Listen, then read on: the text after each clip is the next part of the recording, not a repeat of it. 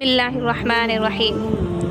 حضرت خنسا رضی اللہ عنہ ایک مشہور شاعرہ ہیں۔ اپنی قوم کے چند آدمیوں کے ساتھ مدینہ آ کر مسلمان ہوئی۔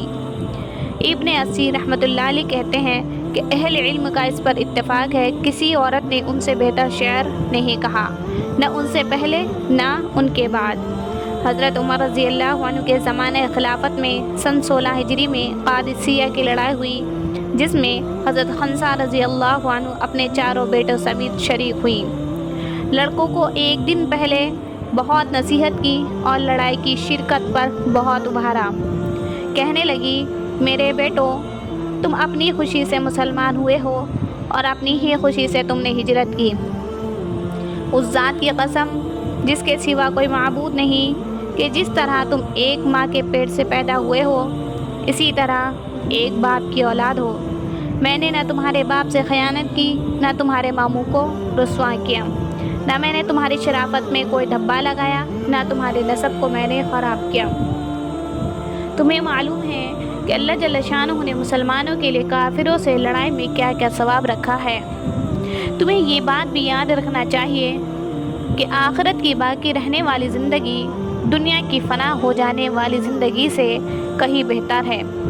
اللہ جل شانہ کا پاک ارشاد ہے، یا ایھا الذین آمنوا اصبروا وصابروا ورابطوا واتقوا اللہ لعلکم تفلحون۔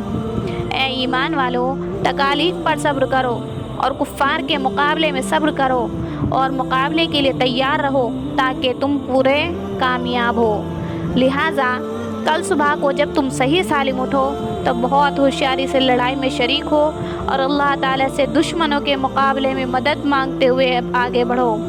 اور جب تم دیکھو کہ لڑائی زور پر آ گئی اور اس کے شعلے بھڑکنے لگے تو اس کی گرم آگ میں گھس جانا اور کافروں کے سردار کا مقابلہ کرنا، انشاءاللہ جنت میں اکرام کے ساتھ کامیاب ہو کر رہو گے۔ چنانچہ جب صبح کو لڑائی زوروں پر ہوئی تو چاروں لڑکوں میں سے ایک ایک نمبر وار آگے بڑھتا اور اپنی ماں کی نصیحت کو اشعار میں پڑھ کر امنگ پیدا کرتا، اور جب شہید ہو جاتا تو اسی طرح دوسرا بڑھتا اور شہید ہونے تک لڑتا رہتا۔